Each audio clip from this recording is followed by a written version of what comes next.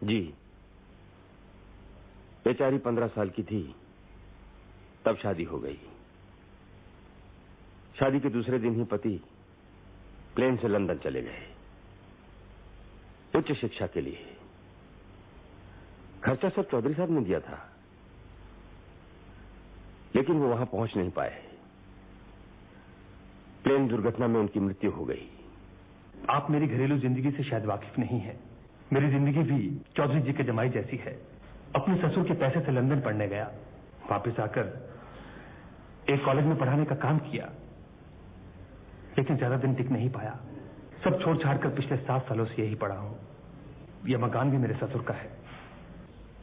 बहुत कुछ बिला वजह कह गया, चलता हूं। अच्छा प्रोफेसर शोम, बुरा न माने, एक सवाल पूछना चाहता हूं।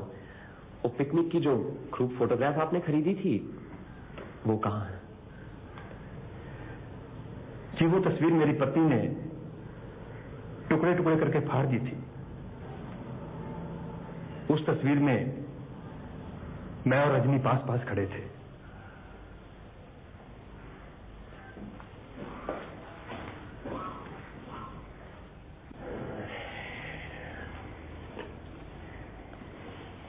कोई कुछ भी कहे, रजनी बहुत अच्छी लड़की है, कम उम्र में विधवा हुई है। बाप अगर बेटी को संवार कर रखता है तो उसमें बुराई क्या है? आज पार्टी में एक बात देखी, तुम लोगों ने शायद गौर नहीं किया होगा। जब चौधरी जी चोरी का जिक्र कर रहे थे, सब उनकी तरफ देख रहे थे। तब डॉक्टर घटक कुछ दूर अकेले चाय पी रहे थे। रजनी मिठाई की प्लेट लेकर उनके पास गई, चुपचाप एक चिट्ठी उनकी जेब में डाल दी, फिर वहां से चली गई। मुझे लगता है मेरे अलावा ये सीन किसी ने नहीं देखा। बमकेश बाबू, चलिए आज मैं भी आपके साथ घूमता हूँ। एक बात बताइए, उस ग्रुप फोटो को अखबार में छपवाने की कोई बात हुई थी? नहीं, उषानाथ बाबू कभी छपवाने नहीं देंगे। क्यों? वो जरा अजीब किस्म के आदमी है। उन्हें अपने सरकारी ओहदे का बहुत गर्व है। किसी अरे गहरे के साथ उनकी तस्वीर छपे वो नहीं चाहते। अच्छा, उषानाथ बाबू क्या हमेशा काला चश्मा पहनते हैं? हाँ, करीब 2 साल से यहाँ बदली होकर आए हैं। मैंने उन्हें बिना चश्मे के कभी नहीं देखा। शायद आंख कुछ खराब होगी। और फोटोग्राफर नकुल बहुत ही चालू चीज है। हमेशा चौधरी जी की खुशामद में लगा रहता है। सुना है किसी जमीन के लिए चौधरी साहब से मोटी रकम उधार ली है।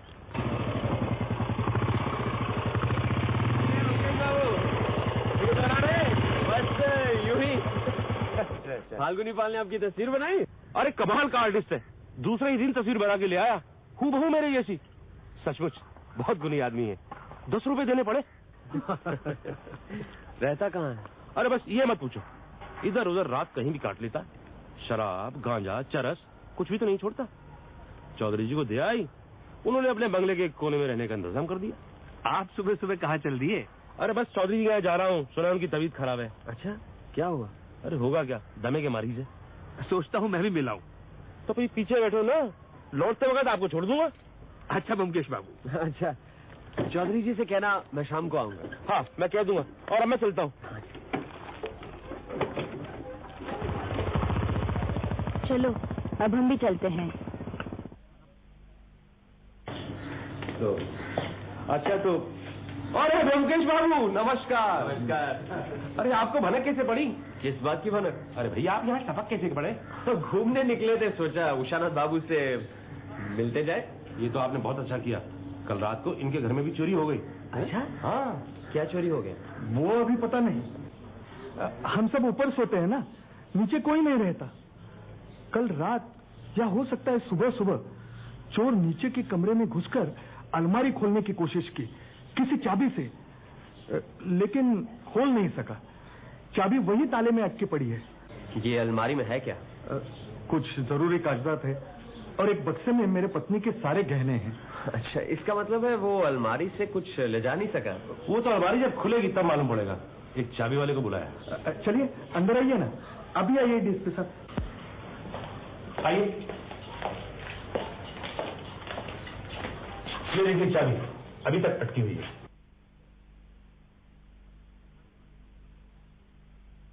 आइए, इधर आइए। इस रेडियो पर एक चांदी की परी रखी थी, करीब 8 इंच लंबी। वो यहां से गायब है। और कुछ? जी नहीं, और कुछ नहीं। इतनी चीजों के रहते हुए चांदी की परी क्यों ले गया? क्या पता, ये बताना तो आपका काम है। अरे उषानाथ बाबू जी। अरे अंदर बुलाया है तो बैठने को नहीं कहोगे? अरे आइए, बैठिए ना, बैठिए। ऐसा नहीं हो सकता कि आपका लड़का या आपकी पत्नी परी को ऊपर ले गया? जी नहीं। किसी पर शक है? इनका एक नौकर कह रहा था कि कल रात करीब 7, साढ़े 7 बजे एक पागल सा आदमी उषानाथ बाबू से मिलने आया था। नौकर ने उसे बाहर से भगा दिया, लेकिन उसने जो उसका हुलिया बयान किया उससे मालूम पड़ता है कि वो फाल्गुनी पाल है। हाँ, मैंने एक पुलिस वाला उसके पीछे भेजा है। अच्छा उषानाथ बाबू, आपके पास वो तस्वीर है? तस्वीर? कौन सी तस्वीर? वो जो पिकनिक में ग्रुप फोटोग्राफ के लिए गई थी। अच्छा वो? जी। नहीं, मैंने फिर देखी नहीं। एल्बम यही कहीं यहाँ है। देखिए ना, इसी में होगी।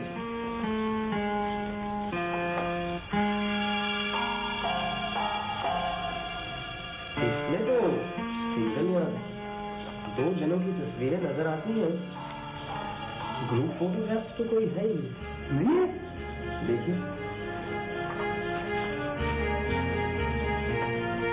उषानाथ बाबू, आप बेफिक्र रहिए, चोर ने कोई चोरी नहीं की है। अलमारी में गहनों का बक्सा भी सुरक्षित है। हो सकता है ढूंढने पर वो चांदी की परी मिल जाए। चलो अजीत, चोर का पता लगने पर हमें बताइएगा जरूर। हाँ, जरूर बताऊंगा। एल्बम देखते समय उषानाथ बाबू ने एक बार अपना चश्मा ऊपर किया, तुमने गौर किया? नहीं, कोई खास बात थी? उनकी बाईं आंख पत्थर की है। है? इसीलिए काला चश्मा पहनते हैं? कमाल है।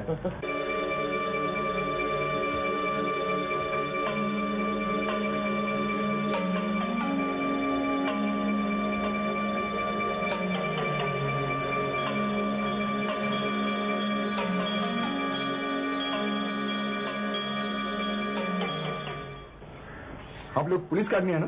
मेरे घर की तलाशी लेना चाहते हैं? लीजिए, पूरी तसल्ली के साथ तलाशी लीजिए, लेकिन कुछ मिलेगा नहीं आप लोग को। मैं गरीब जरूर हूँ, लेकिन चोर नहीं। हम आपके घर की तलाशी नहीं लेना चाहते, और न ही हम पुलिस। मैं सिर्फ ये जानना चाहता हूँ कि कल रात आप उषानाथ बाबू के घर क्यों गए थे? उनकी तस्वीर बनाई थी मैंने, वही दिखाने गया था, लेकिन उनके नौकर ने मुझे मिलने नहीं दिया, भगा दिया मुझे। ठीक है, कोई बात नहीं, लेकिन मैंने ऐसा क्या किया कि पुलिस मेरे पीछे पड़ी हुई? ये तो बहुत गलत बात है। ठीक है, मैं पुलिस से कह दूंगा कि आइंदा आपको तंग न किया करें। धन्यवाद। तस्वीर, तस्वीर? अरे मैं क्या करूंगा तस्वीर का? मुझे तस्वीर नहीं चाहिए। ऐसा बोलो, कोई सुन लेगा। देखो, मुझे तुम्हारी जरूरत है, तुम्हारी तस्वीर की नहीं। दूध के बगैर कोई पानी पी करके रह सकता है? मुझे भी क्या तुम्हारे बगैर अच्छा लगता है, लेकिन क्या करूं, कोई रास्ता भी तो नहीं है। रास्ता है, मैं बताता हूँ। लेकिन पिताजी। तुम अब नाबालिग नहीं हो रजनी, तुम्हारे पिताजी अब तुम्हें नहीं रोक सकते। वो तो ठीक है, लेकिन प्लीज अश्विनी, पिताजी की तबीयत ठीक नहीं है, उनकी तबीयत ठीक हो जाने दो, उसके बाद फिर। नहीं नहीं नहीं नहीं, तुम्हें आज ही बताना पड़ेगा कि तुम्हारा फैसला क्या है। अब मैं तुम्हारे बिना जिंदा नहीं रह सकता। और देखो, कलकत्ता पहुंचकर तो पिताजी को पता चल ही जाएगा। ठीक है, बताती हूँ। नहीं, इस वक्त नहीं, लगता है घर में कोई आया है और मेरा घर में रहना बहुत जरूरी है। तुम ऐसा करो, तुम रात को 10 बजे यहीं आ जाना, मैं यहीं मिलूंगी, फिर तब आराम से बात करेंगे। ठीक है, मैं जाती हूँ। सुन तो,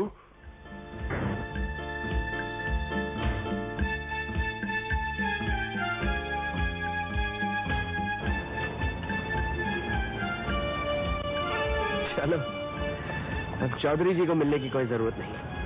ये आदमी कौन था? पहचाना नहीं तुमने? नहीं। हमारे मकान मालिक प्रोफेसर शोम थे। क्या? अच्छा, ये डॉक्टर घटक और रजनी का मामला जानते हुए भी हम क्या चुप बैठे रहे? हमें कुछ करना चाहिए। कुछ नहीं, हम क्रिकेट खेल के दर्शक हैं। हमारा काम है खेल देखना और ताली बजाना, मैदान में कूदकर खेल बिगाड़ना नहीं। चलो। ऊपर मरीज का क्या हाल है?